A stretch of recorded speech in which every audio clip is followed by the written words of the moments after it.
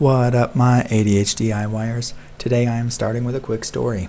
I have always wanted a pond, you see, but it has never made it to the top of our ever-growing project list. That is until recently. Now where I live, we have a greenbelt with a creek running through it that is just across the street from us, so we get to see quite a bit of wildlife, for your typical residential neighborhood. A few years ago, a pair of ducks decided that they liked the ivy in our yard, and they made a nest right out in front of our house. We were honored. I was very excited to see little ducklings wandering around, but unfortunately that just wasn't going to be in the cards for us. When those ducklings hatched, Mama Duck snuck her babies out of the ivy and down to the greenbelt before sunrise one morning, and we ended up only seeing them one time just a few days later. Now fast forward to the next spring, and the ducks nested in our yard again. Just like the year before, the ducklings snuck out under the cover of darkness before we had an opportunity to see them. Did you know that ducks mate for life? This was now a pattern, and I believe it was the universe blessing me with an opportunity to convince my wife that we should install a small pond in our front yard, for the ducks. Maybe when the ducklings hatched in future years, we might be able to convince them to hang out for a week or two before they wandered down to the creek. Now my neighbor happened to hear this plan and gifted us this preformed pond liner that had been sitting behind her shed for the last decade absolutely free. I learned a lot while installing it and running it for the last 3 months. Now, as awesome as it turned out, I just didn't feel like it was quite big enough for a family of ducks to swim around in, so I spent weeks scouring Facebook Marketplace and ended up finding another pond liner that was easily 3 to 4 times larger than my first pond for only $40. I believe that the larger size will be much better for our little duck family, and the seller even threw in 2 working water pumps. Freaking score. Now that you're all caught up, I'm going to be uploading a series of videos to document the process of installing a preformed or rigid pond liner and all of the helpful things that I learned with my first time around. Welcome to video 1, The Dig.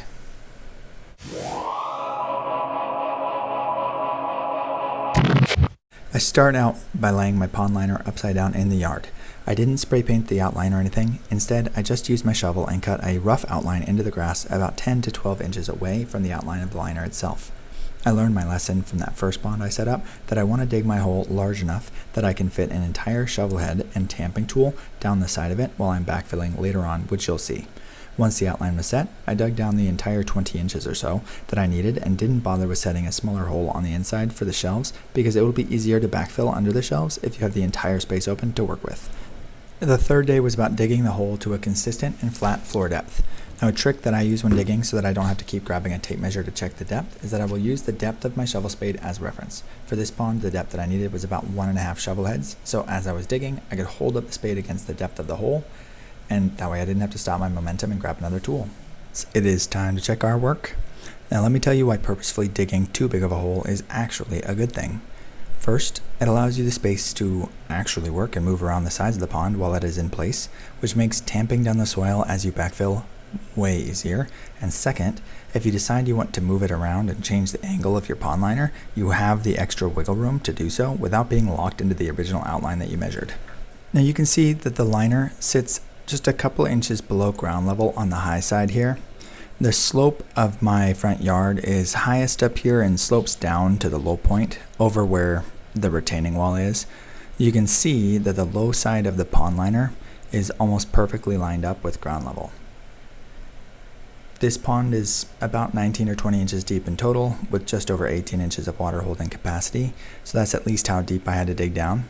Now remember that trick with your shovel head as a measuring tool that I told you?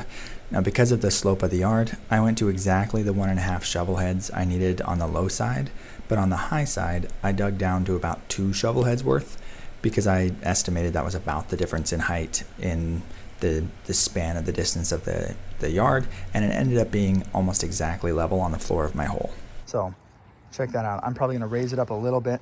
I'm going to take this dirt now, backfill it in. I'm going to put a bunch on the bottom, not a bunch. I'm going to put a couple inches on the bottom because I want that lip to be level with that. I decided because I don't want any runoff from the hill to go into the pond. I don't want any mud to go in the pond. I had a problem with that earlier over there, and I had to take my stream out and dig a channel for trenching.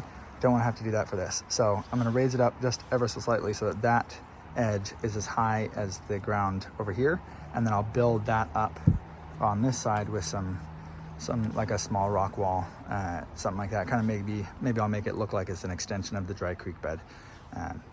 But number one advice I can give, digging is awful, but I promise you, over excavating will make the rest of it so much easier.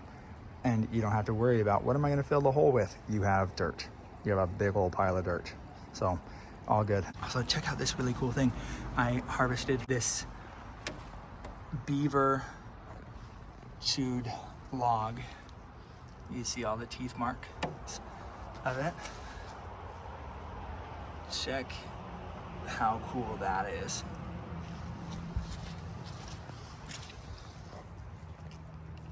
Isn't that the sweetest thing? I think it's the coolest thing. Oh my gosh.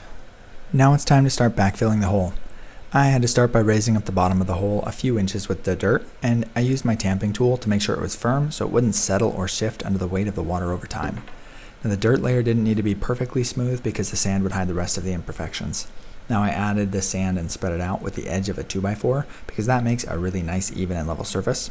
Once the liner was in place, I was able to scoop that extra sand from the sides under the pond liner until it was sitting perfectly level based on the top edges. And once the liner is level on the sand, you can start shoveling dirt back around the base. Make sure that you're spreading it evenly around the entire liner so you don't accidentally push the plastic out of level. Now this is also the point where I filled the bottom section of the pond with water so that the weight of the water would help keep the liner from shifting around under the weight of the dirt as we were backfilling. I backfilled in layers of about 4 to 6 inches at a time, and I used my tamping tool and my boots to compress each layer of dirt to make sure that the ground doesn't sag or settle over time. And make sure to keep checking level as you work your way up. We've got a lot of the dirt backfilled. We have not quite gotten it all the way up to the top because I want to put a drainage layer of crushed gravel around it to avoid runoff into the pond. I've got some on hands, and I'm currently soaking all my cool pieces of driftwood and logs and stuff. I'm gonna end up taking this water and pumping it out once I get the rest of the ground backfilled, because I'm sure I'm gonna add more dirt to the water. But I wanted to show about how level this is. So there's a little bit of warping in the corners. And you can see that's a bit of a high, that's higher than that, for example, right? But that's higher than that is also, so it's kind of flares out in the corners. Look how close that margin is over there, and then look at it over here. It's pretty dang close, and then that corner was about the highest one, so I put the weight of that rock in there to kind of level it out, but otherwise that's pretty dang good. Water will always find level, so while I had my bubble level on the pond the whole time that I was backfilling, you know, you get to a point where you just fill her up.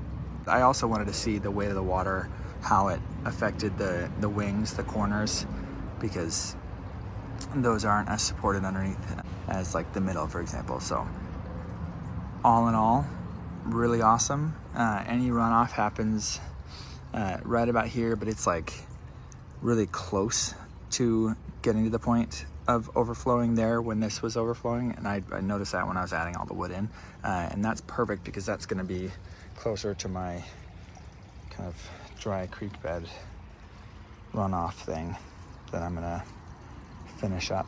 So very cool.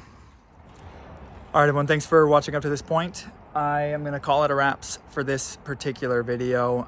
It's obviously not done, but I'm gonna have a whole series of videos that I'm gonna upload that are gonna include making the edge natural and kind of hiding the liner in a way that a lot of videos don't do. I'm gonna have a video about a skimmer, a filter, and how to build like caves and hiding spots and where to put plants and everything. So I'm gonna make a whole series of videos about the pond and how to design it, how to set it up, with instructions that are actually helpful, because I just don't feel like there's enough of them out there.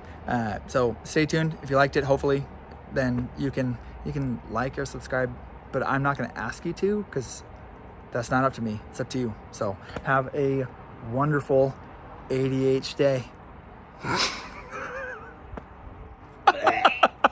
my gosh, that was so corny. I